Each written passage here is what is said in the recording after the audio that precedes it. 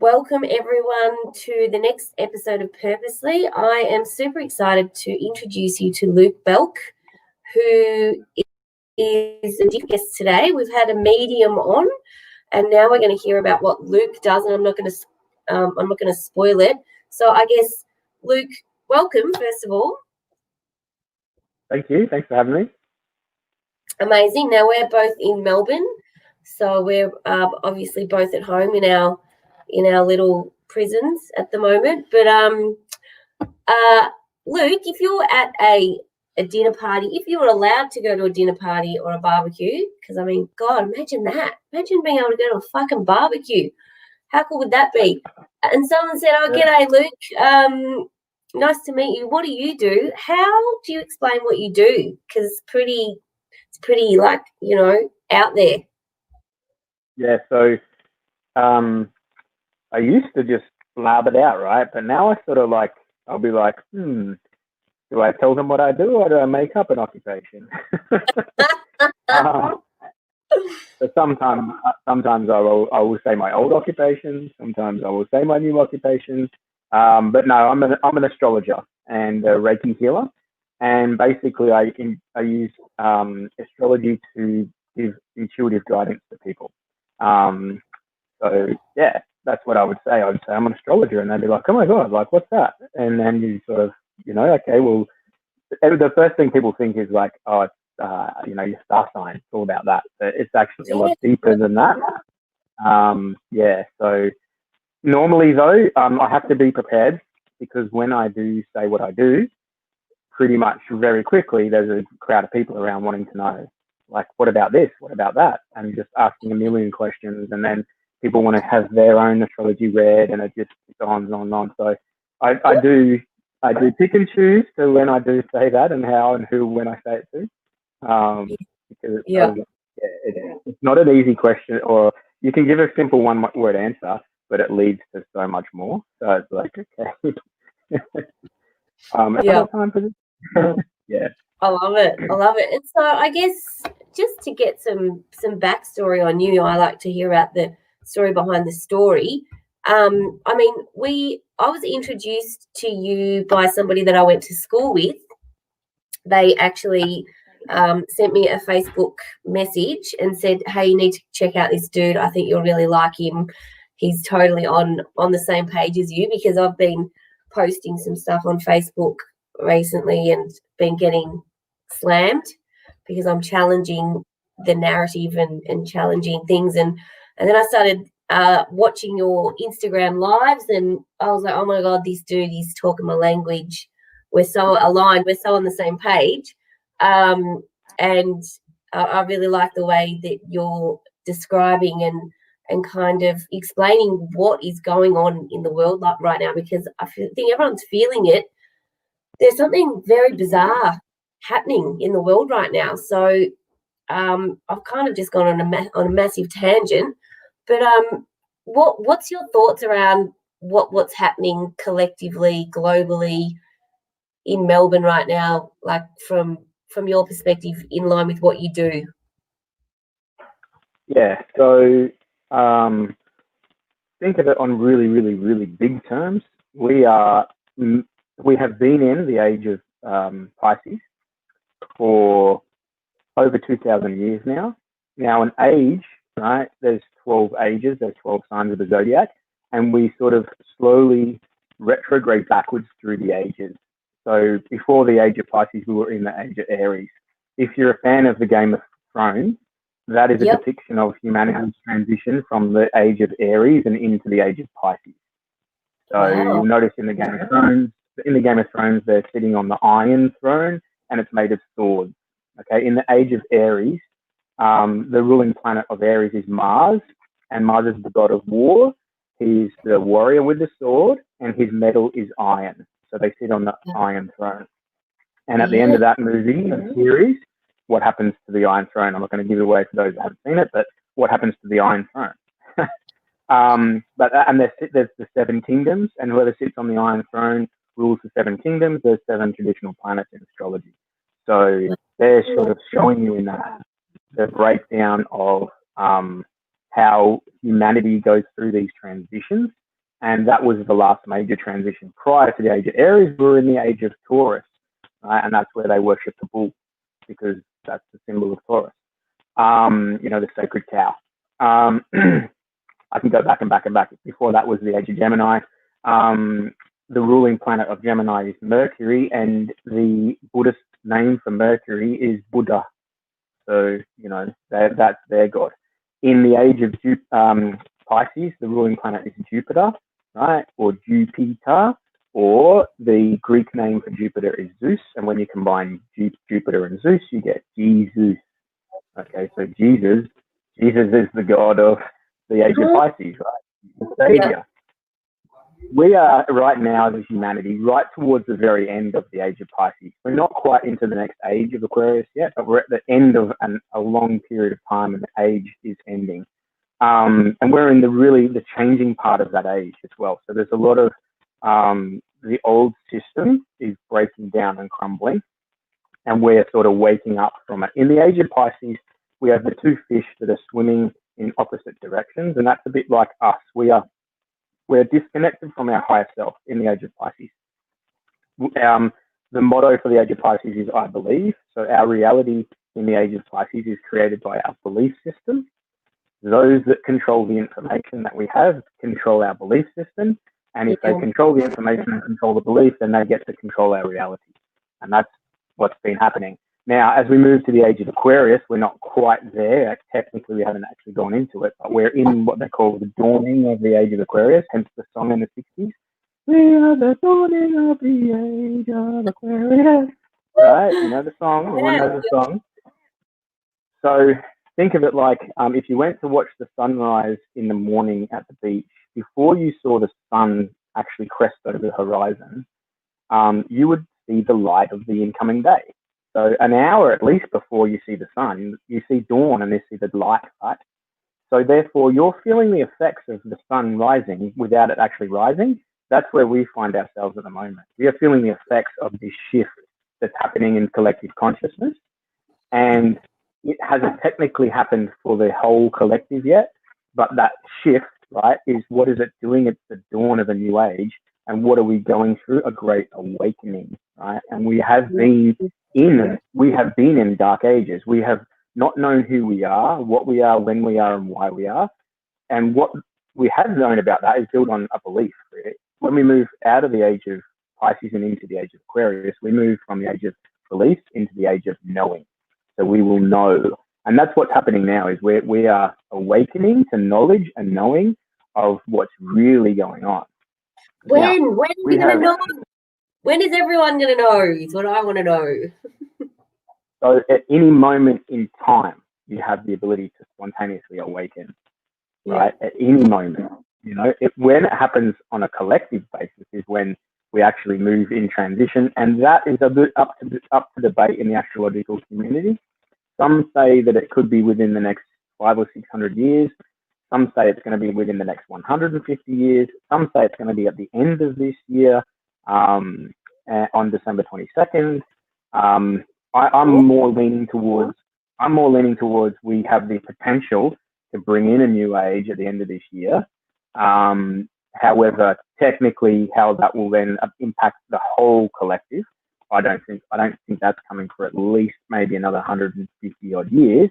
However, back in 2012 when there was the Fukushima tsunami, right? Yeah. That shifted the Earth's axis and moved just 1 degree closer to the age of Aquarius and took a whole 72 years off of that time frame. Okay, so a degree is 72 years. So if we move a degree, we're moving 72 years because we are progressing backwards through the zodiac, and we progress at the rate of 1 degree per 72 years, which equates to about 2,000 odd years for one whole zodiac sign and 25,000 years to go right through all of the zodiac signs. So I wouldn't put it to people or to whoever's manipulating reality, let's call it like that, there is the potential in a future time to shift a degree again and wipe another 72 years off and bring us even closer. In the age of Pisces, we're in a mutable water sign, so we are emotionally unstable, and we are lost at sea almost. And our the way in which they control our reality is through the legal system, and that is maritime admiralty law. So it's the law of the sea, and they brought the law of the sea onto the land, and that's how they control people and create laws and all of those things. Because we're in the age of Pisces, the sea. When we move into the age of Aquarius, we move into a fixed air sign, and the element air relates to the mental realm and information and knowledge and thought and communication. And the fixed nature of it is it's objective, it's fixed, it's like clarity, and it's the higher mind. Aquarius is like the higher mind because it sees things as they are. There's no more, I don't know, I'm having to formulate a belief on what's going on. We move into the age of knowing or knowledge, and we know. And if you think about it, the age of the internet and has brought about knowledge for the collective. It's just that the powers that be, or whoever you want to call them, who are manipulating our reality, have now used that as another way to control the information, and they control still our belief system. So the biggest thing that anyone can do at the moment to help transition from an old system to a new system is question every single belief you have. Everything you believe, question everything. Because your reality is created by your beliefs in the age of Pisces. And if you want to change your reality, you need to change your beliefs about that reality. And that's what's happening, and it's happening more rapidly. So at any given time, anyone can awaken. But, since 9/11, that has been exponentially increasing. And then we had the 2012 shift, and it wasn't a mind calendar shift. The actual astrologically shift for 2012 is actually happening this year. This is the year. So when they sort of in 2012 was like, oh, the end of the mind calendar, this is the period of time we're feeling the effects of that. And astrologically, this is lining up to a lot of the type of cycles that are ending this year and new ones beginning, is why we find ourselves in like this whatever you want, let's just call it fuckery. Yeah. So to help you go through this, right, we have to not attach to our belief systems or even knowledge or anything at all. We have to be able to be really fluid and loose and non-attached and curious about the nature of reality, our consciousness, what we're doing here. Know full well that the Matrix. If everyone's seen the movie The Matrix, if you haven't seen the movie The Matrix, that's a great place to start your awakening. There's a lot of truth about consciousness in there. But the Matrix system, which is a mental construct, right? It's an overlay over nature and reality. It's like not giving us, and who controls that world? Government, media, corporations, and those in high positions of high power and have what we'd call elite status. Government, the word govern, to govern something is to control it, and ment is mental, right? Where they're controlling the mental or the mind. And they use corporations, advertising, marketing, media, government, and the people that control that to control the matrix system or the mental construct, because they know if they control that, which is the information grid, they can control the beliefs of the people. And at the moment, what's happening is they've put so much fear of death into that system that people have a belief that if they don't social distance, lock down, and wear a mask, and don't go outside, and especially after 8 o'clock, their belief is if they don't follow that they'll die. So that's how they control reality. And that's where we find ourselves. So that was a bit of a long-winded. I sort of went everywhere there, but you did. No, that was awesome.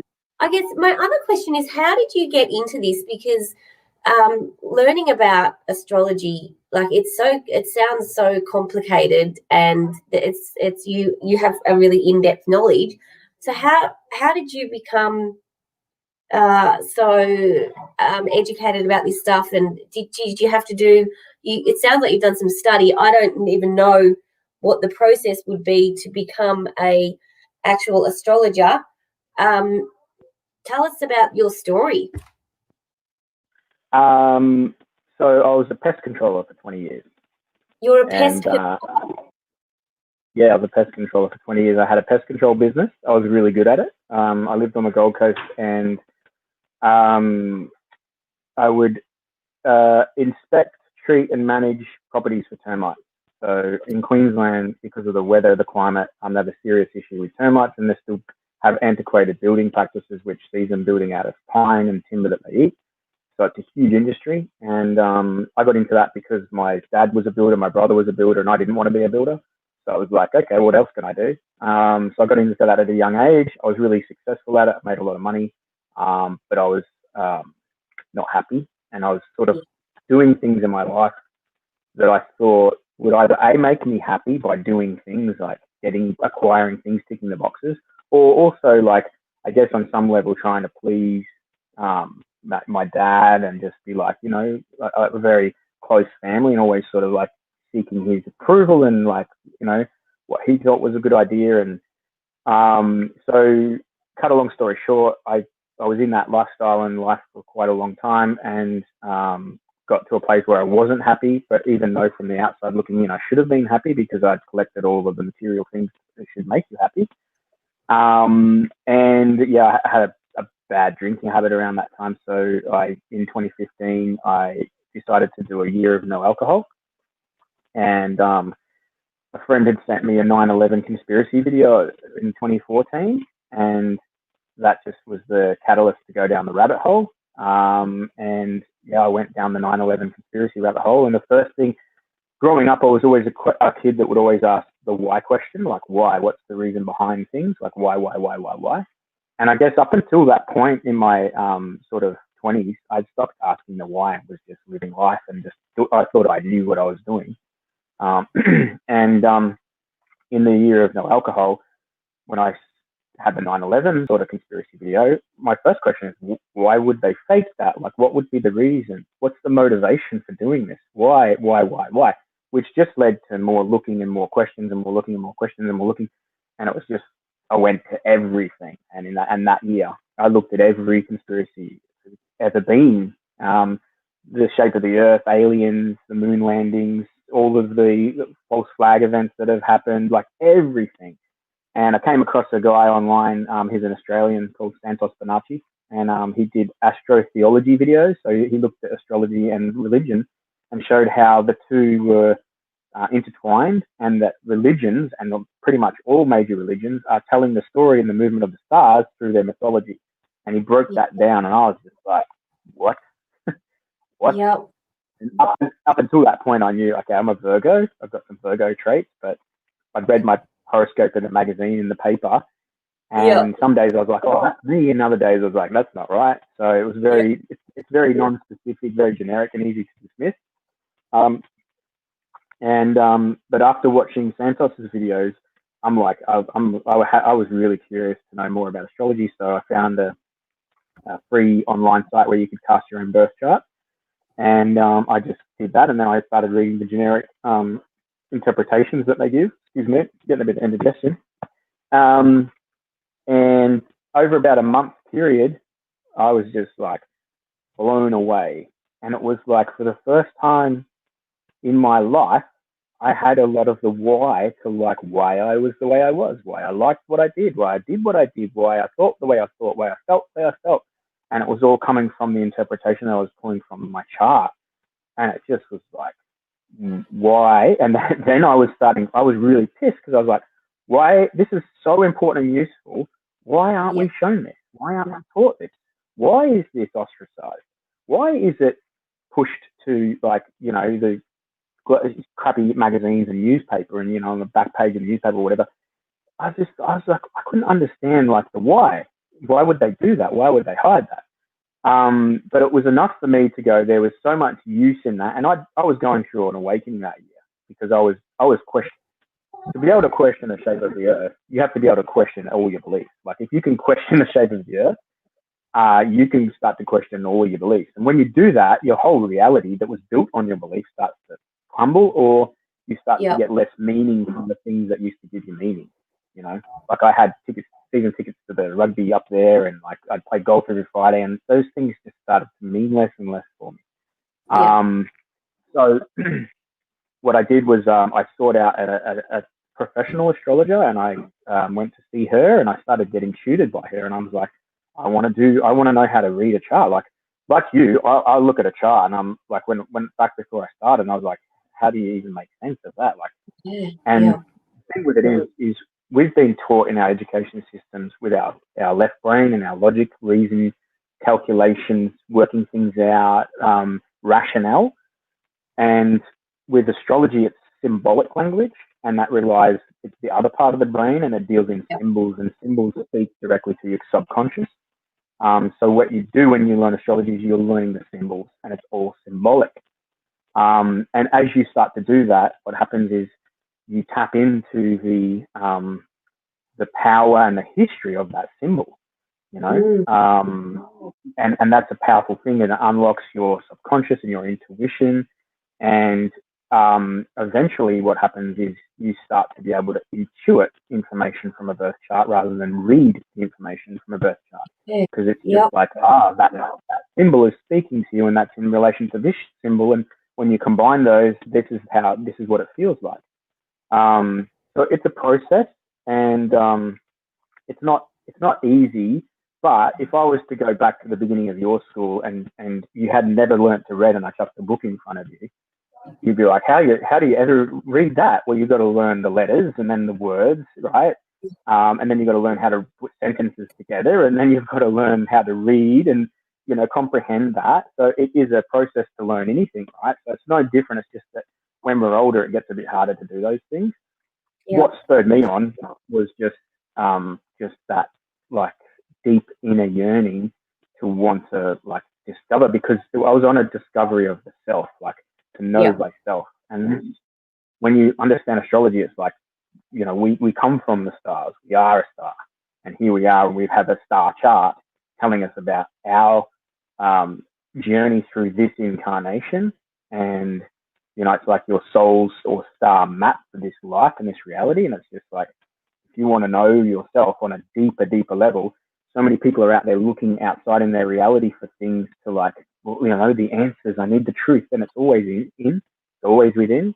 And you can connect to that when you start to connect to your astrology. And it's just a super duper amazing, powerful thing that for a very long time in our ancient past, this was, they used it to guide nations and royals, and when to go into war and plant crops. And they had mystery schools that taught people this stuff. It's only in our recent history that they've obscured it or concealed and hidden it from us. And the other thing that happens is once you start to learn a lot about it, you see it in reality. Like, you see and everywhere. Everywhere. And then also you see things happening significantly on astrologically key important shifts, and that's like where we're at this year. And it's just like, okay, so either reality is just playing out naturally to that, or especially with the mental matrix construct, those people that are controlling that construct also have astrological knowledge. And then, you know, we hear a lot of stories, like Sting had Deborah Silverman was his astrologer, very famous astrologer. Ronald Reagan had an astrologer. So basically, Ronald Reagan, before he went into the White House, had an astrologer.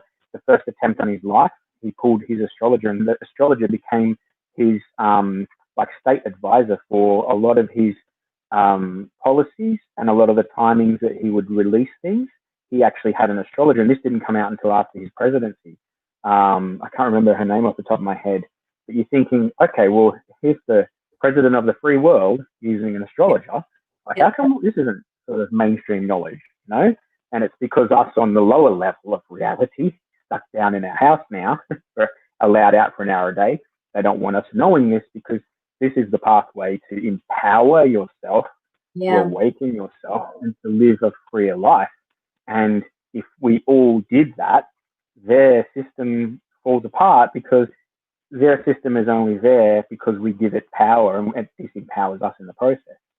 So, you know, that's why I think that they obscure, they hide, they conceal, or they ostracize it, because they don't want people tapping into who they are. Like, and that's the thing about the Age of Pisces, is if they can control the belief system of the populace or the collective, they control the reality that happens.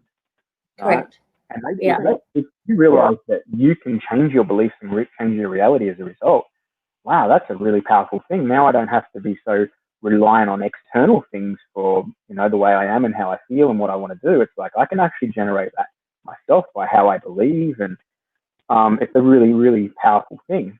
And they don't want us knowing our power. Yeah. Oh, it's so interesting. I could talk to you all day. I'm fascinated with this stuff, particularly because of what's going on in the world at the moment. I think it's so important for people to actually go within, because we're all these lives. It's like we're expecting you actually have this really sorry, the internet just must have spazzed out for a minute. It's like we're everyone's waiting for somebody or something to save them. Like it's like, and even me at the moment, I'm like, when is this awakening going to happen? Like when is this global thing going to happen where everyone just wakes up and sees what's really going on? Because I went down the rabbit hole with conspiracy stuff a while back, and I feel like my eyes have been opened and I've become a lot more aware about what's really going on. But I feel really frustrated because I feel like everybody else is just blindly, walking along like zombies. And if you question what's going on and you question the narrative, then you're a really selfish, horrible person who's a conspiracy theorist nut job. So yeah, it's frustrating, and there is that part of the process that you go through where you end up in that zone of frustration, and for me, it was when I was questioning the shape of the earth. I was like, sort of, what? I mean, come on, what? So I was angry at the world, and I was frustrated at people, and I had a big falling out with my family over that, which was a catalyst for me going to a really dark hole and getting quite depressed. I ended up on antidepressants and seeing a psychologist, and suicidal for a period there. So, and that was probably my dark night of the soul, to sort of really surrender into like, fuck, who am I? What am I? I'm worthless. And being able to recover from that and come out the other side has been huge now, because now I don't really care if other people don't awaken. Like, it's not my duty to awaken people. Now, the reality that we find ourselves in is quite frustrating, and it's like difficult because if everyone woke up, maybe we wouldn't be in this situation. But I think the pathway for that is this: we know it's rigged. We know the system is rigged. We know that there's a lot of stuff that we don't know, but we are only told what they want us to know. So if we then go, okay, all right, well, I'm not going to give that anymore. All right, when we're pumping out their fear porn and all of those things, I'm not going to give that. I'm not going to live my life as if that affects me. And even with the lockdown and the masks and things like that, it's like, you know what? This is an opportunity just to simplify your life, get really grounded in what your key responsibilities are, and then live and be the light, be the love, be the happiness, and generate that from within. If we lose our light now, if we lose that grounded, centered place of being happy and content and really living our best life, and we blame the system and what's going on as a result, then we have then given them our power. We've given as our light has said, okay, well, I'm just feeling this way because look at this, what's going on. And now we have to wear a mask, and now I'm locked down, and all those things. And unfortunately, in a really shit way, they fucking win when that happens. So we've got it, and it is hard, but the process of awakening and self-discovery, it's not rainbows and lollipops. It's a fucking shit of a path. And when you step earnestly onto that path, it's called the work or the great work, right? Because it's fucking hard work. But it is when you can get to that place where nothing outside of yourself rocks you, and you can still beam you. You can still create light and happiness and joy and love, and you can be that. Right? You can be it independent of what's happening. Then you're a source of like your own light. You've become your own sun in your own solar system. You're creating your reality. You are not waving your fist at it and saying, damn you, it's your fault. Right? That's the cow, right, in the paddock, looking at the hill going, Oh, fuck, Bill, look at the size of this hill they put in front of us. Jesus, nature's shit, isn't it? They put this fucking big hill in front of us. The cow doesn't think that. The cow just goes, oh, there's a bit of grass, I'll start walking up that, or might go around the other way, whatever. It meets the reality as it is, you know. And if we can bring our light to the reality as it is, even in spite of that, and we can collectively start to do that and help each other generate that, and not be defined by what's going on, then, you know, that's a better way, rather than forcing facts on someone and saying, look at this video, look what they're doing, look at all this dark stuff. Mm-hmm. People will resist that naturally. If they're not ready for that process, they'll resist it. But if what's going on, people are in a state of fear and insecurity, and they look at you and you are beaming light and love and joy and just happiness, and like, you know what, yeah, don't worry, just put the mask on, it's no big deal, and you're still rocking your world and living your life, they're going to be like, what is it that what are you doing? How are you doing this? And then you can impress upon them, oh, well, yeah, like the game's rigged and I don't play into it anymore. And they're the ones saying that we have to be sad or insecure or in fear. But I'm choosing not to be, because they can control how much I'm let out and what I put on my face and when I'm allowed to go to the supermarket, but they cannot control my state of being. And if we allow them to because of those things, then they will just enforce more control and authority. And eventually we get into a place where we don't have any power at all. And it doesn't matter. Like you can be locked in a prison cell for 20 years and still awaken without any access to the outside world. And you could sit there and you could be like, oh, poor me. I wasn't even guilty. And here I am, like Nelson Mandela. But you can go through the awakening process sitting in a prison cell and still be and come out and then be the president of that country. So, I mean, like, we have that ability and that power. And when we realize that how much power we have to, in effect, changing our reality without doing anything other than just being, like people say, and I say it too, we're human beings, not human doing. We think we've got to do things. What are we going to do to change this? What are you going to be to change this? What are you going to be to change this? I love it. I love it. Yeah, that's the key. But it's really fucking hard, especially now, especially if you're a Victorian. It's like this is like your big test. So can you still rock it, right?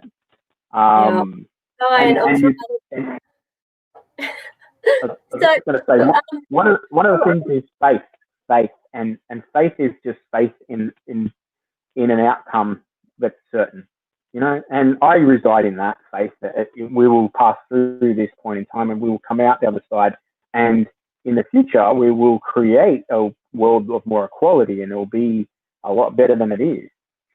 Coming back to what I was saying before about the end of Pisces, we have the end of a whole age that's ending.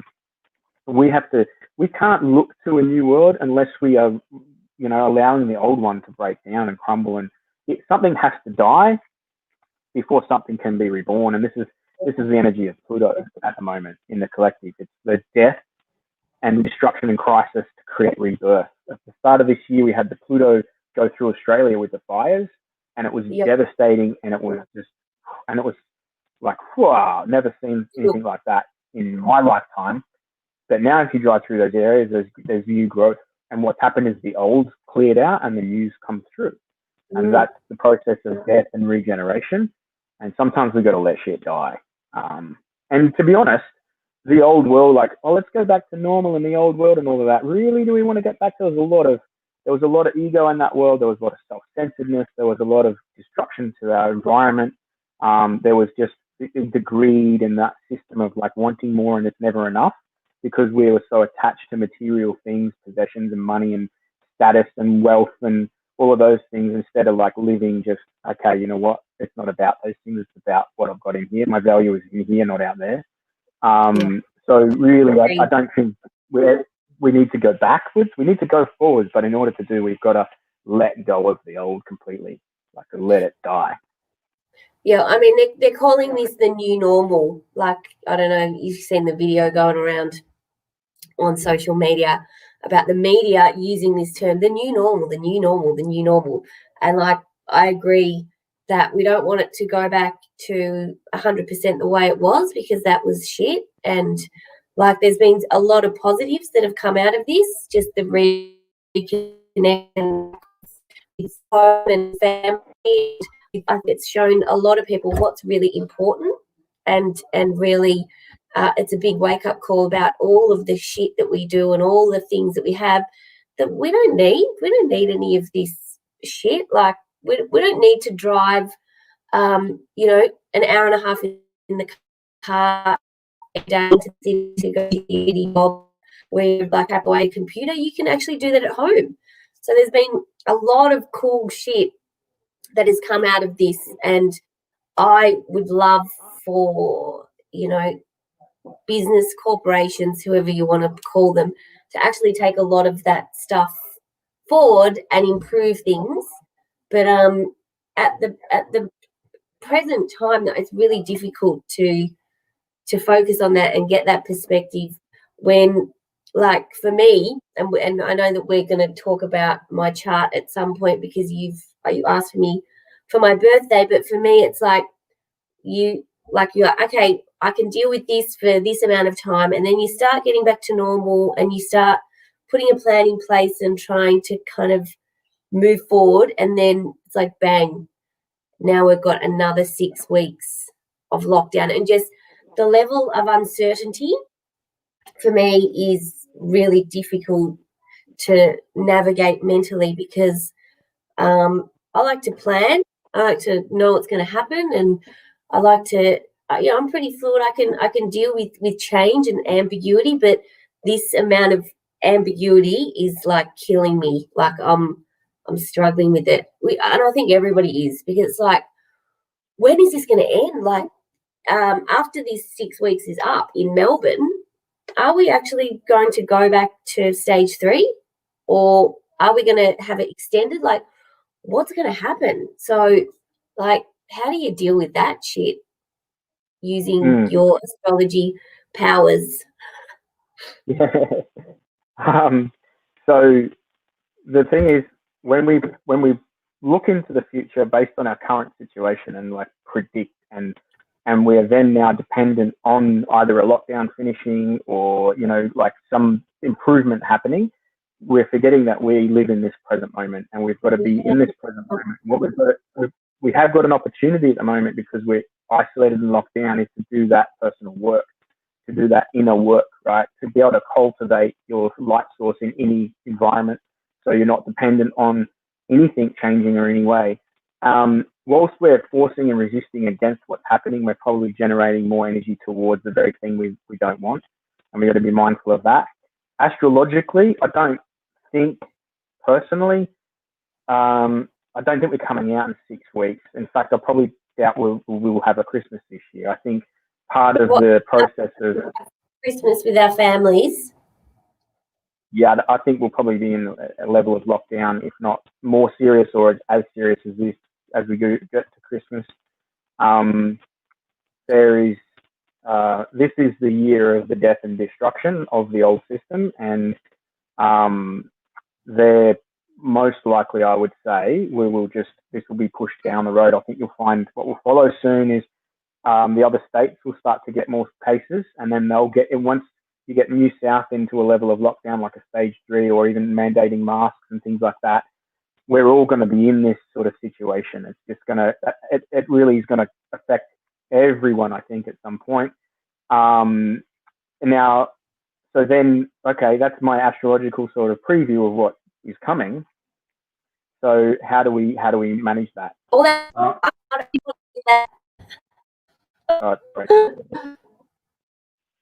Oh, sorry. I just swore. I just broke it. I just said I didn't want you to say. Okay. Can you hear me? It's just a little bit dodgy on the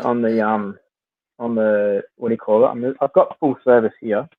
Let me try something. Yeah, I've got. Let me try something.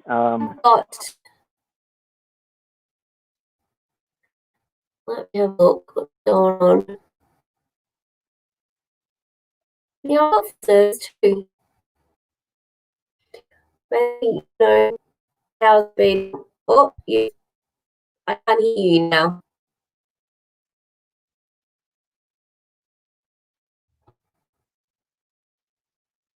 I've lost sound. I've lost your sound. How's that? Better? You go, you muted yourself. There we go. I'm good now? Yeah.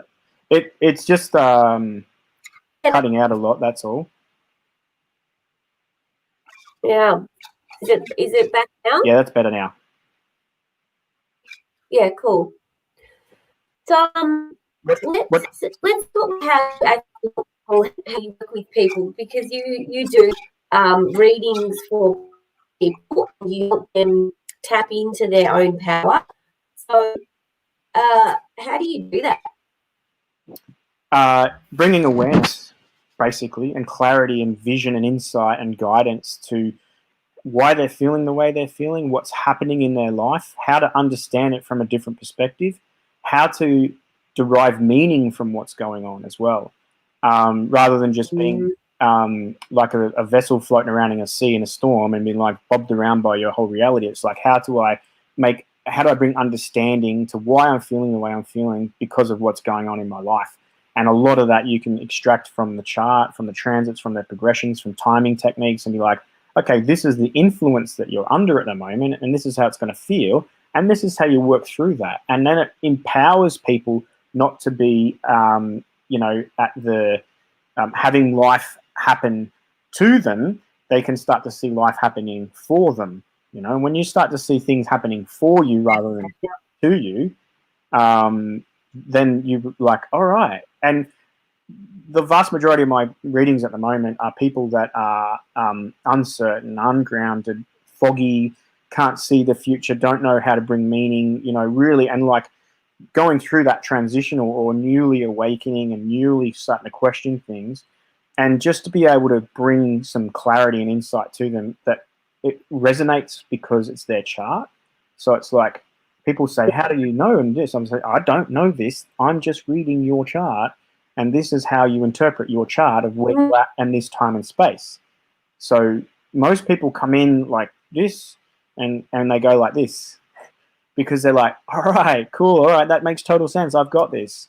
And it just is that shift in consciousness, and quite often, if you don't like the world you see, change the way you see it, and that is a powerful thing. And astrology can allow you to do that. You just change the way you're viewing things, and rather than being like, oh my God, this is happening, it can be like, now I know why this is happening, because this is what I'm going through, and this is the changes that are occurring, and these are the phases I'm going through. Like the moon has cycles, so do we.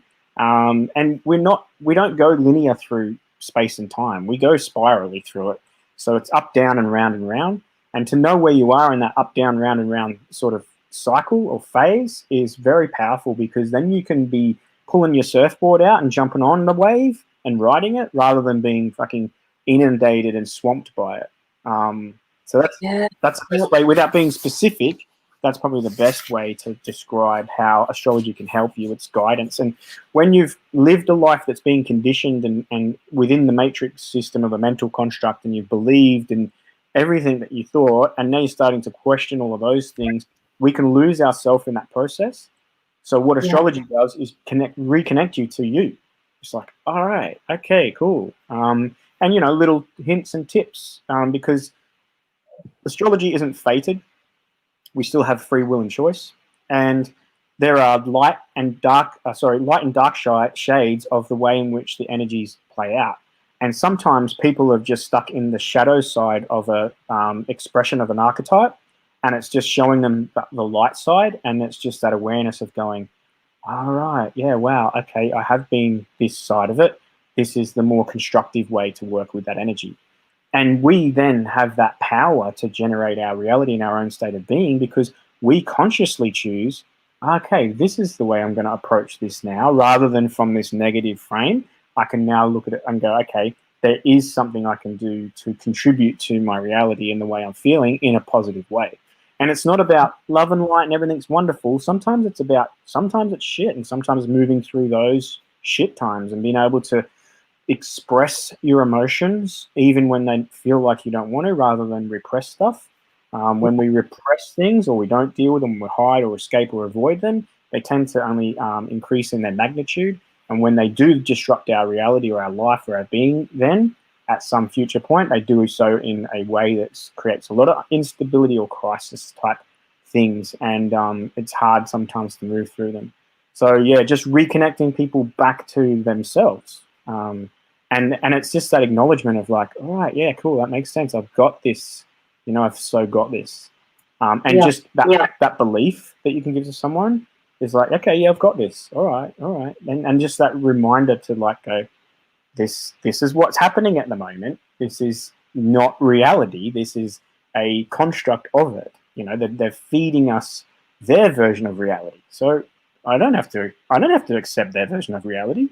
I do not have to accept their version of reality. Their version of reality at the moment is to be frightened of death, that some invisible virus is going to get you. So wear a mask, do all those things. Now, they've made it so if I don't conform, I'm in trouble with fines and things. So I don't want to do that.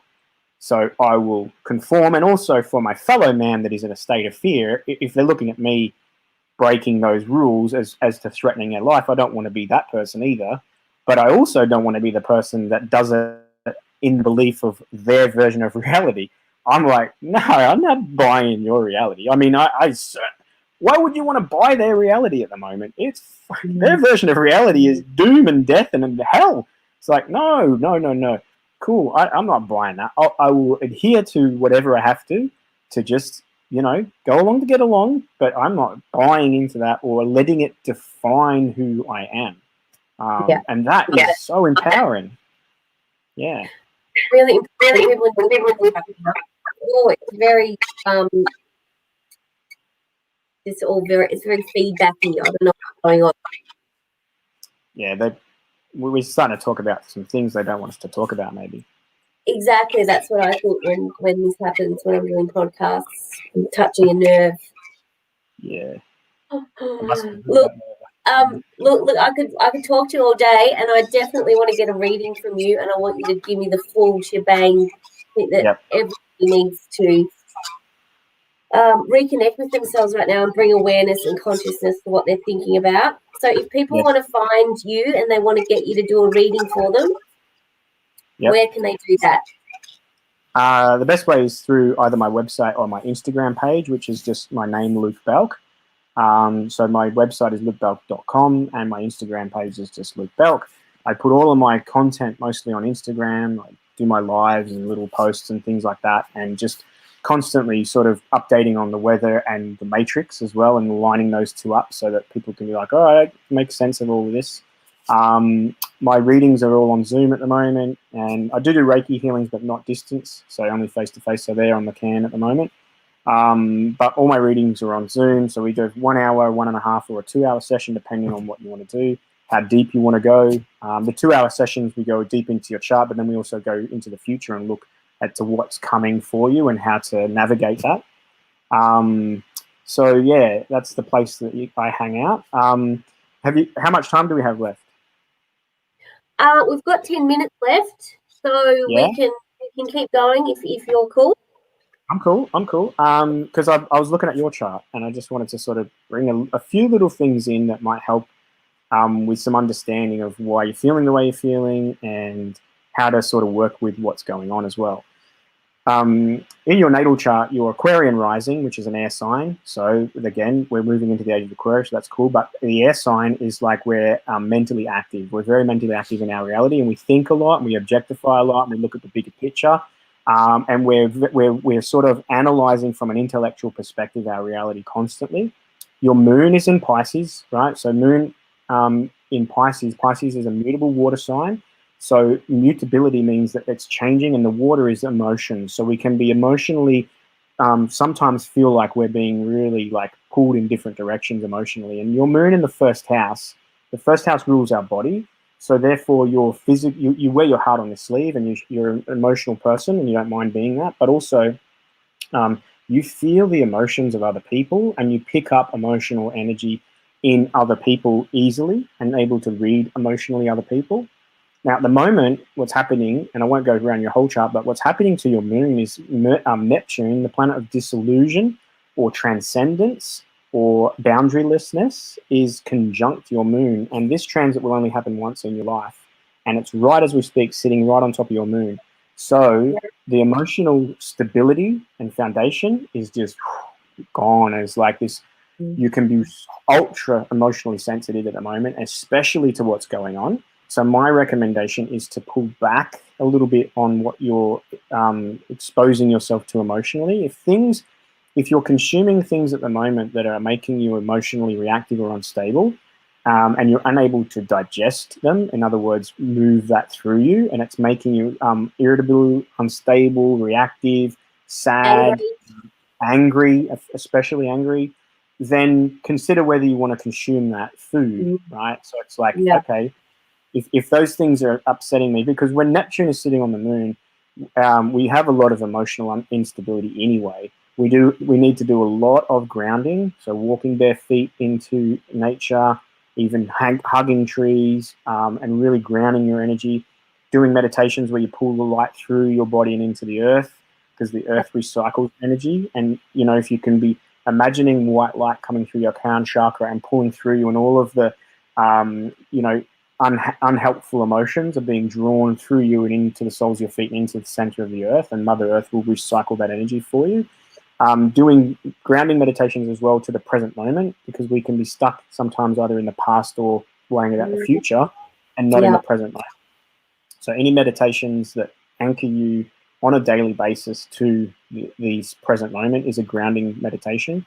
One of the things you can do is isolate your different senses and sit out in nature and just be like, what can I feel? And feel the sun on your skin or the wind on the, you know. And then you would isolate each sense and go around, and just all you're doing is, because the physical senses, they can only perceive in the actual present moment. So if you do that, it helps you anchor yourself down. Now, Pluto, planet of transformation, and also it's bringing up a lot of old patterns to be purged and released and let go of, and a lot of stuff that we've been repressed and haven't dealt with, or just thought, no, let's put that into place, it's too hard. It's sitting on top of your Mercury at the moment while this is going on, and Mercury rules the mind and the intellect and how we think and communicate.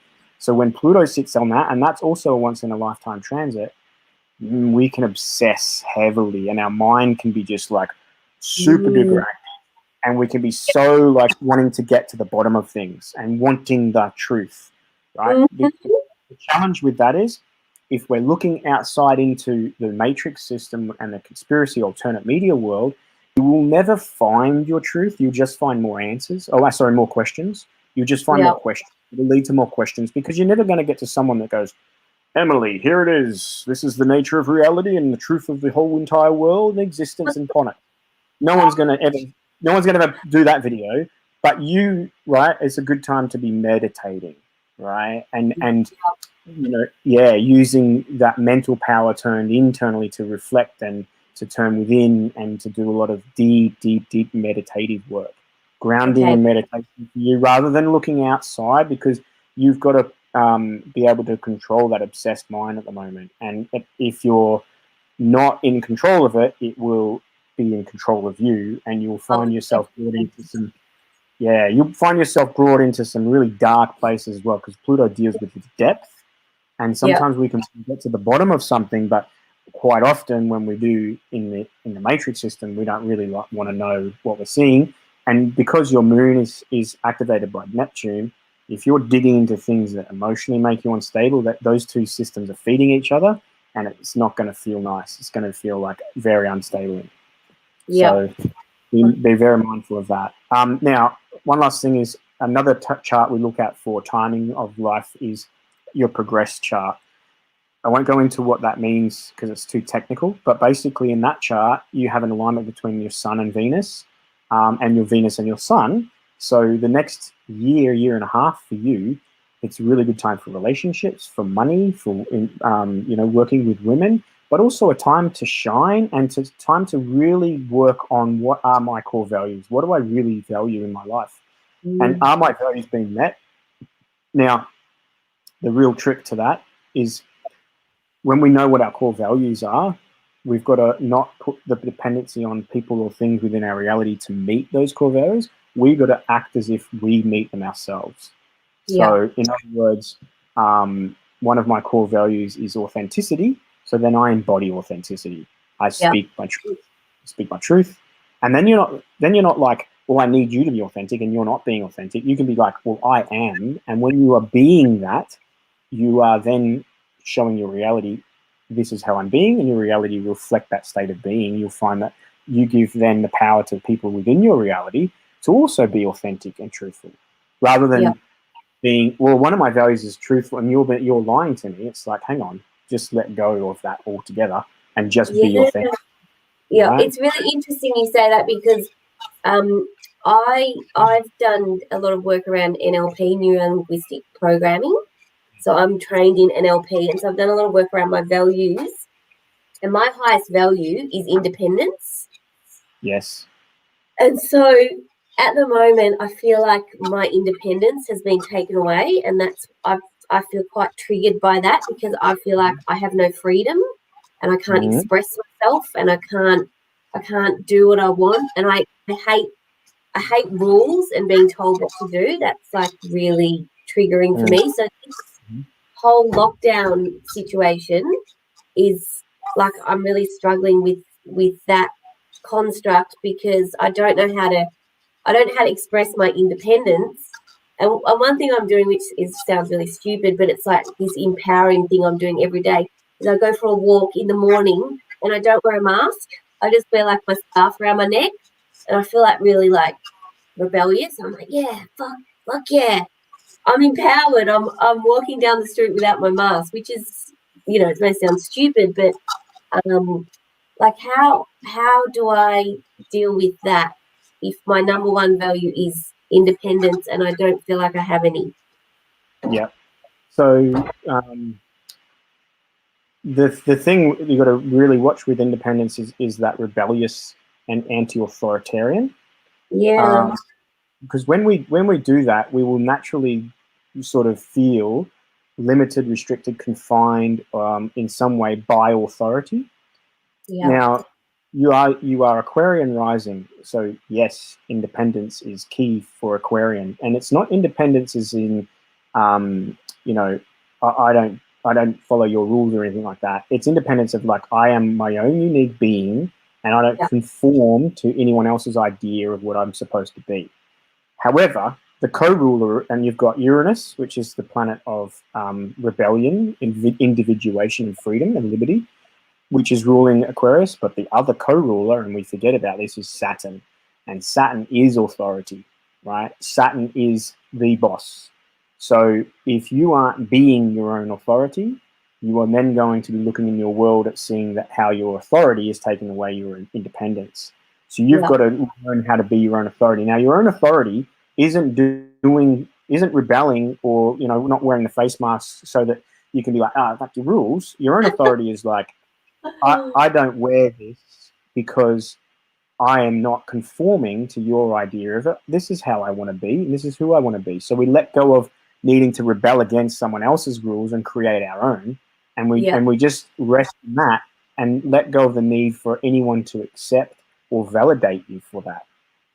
Because then if you're wanting validation or acceptance for you doing that, you're now dependent on that coming, and when it isn't coming, well, fuck, I feel ungrounded. To be honest, I've not worn one mask the whole time. I wear a bandana because I don't want to wear a mask. I'm not. I'll cover my face, but I'm not wearing a mask. I will put the bandana over it, and and I'm the same. I hardly ever have it on. I only have it on when people are around, or if I go into a shop or something. And it's not because I'm like afraid. It's just because I'm like respectful of the people that are afraid. And it's like, and also the media at the moment are hammering, the narrative around selfish people and people not doing the right thing, breaking the rules, and sovereign citizens, and how dare you have rights. And all that's doing is feeding into those people buying into that narrative, agitation and aggravation and conflict. And they're ready. And, I've seen a lot of stories of people like being attacked and verbally and physically abused for not either social distancing or wearing masks and things. Like, don't need to feed into any of that. So finding a way to be your own authority whilst being independent. So if you're just rebelling against authority without being your own, then you're in the sort of, you're doing the Uranus work, but not the Saturn work. And you also need the Saturn. Your Saturn is in Leo. It's in the sign of self-expression. So you have to become the authority of your own self-expression, and you don't shine your light or express yourself needing, any approval for that. That'd be like the sun in the sky saying, "Hey, Emily, is it okay if I shine today? Or did you see me like yesterday when I shone all that nice light?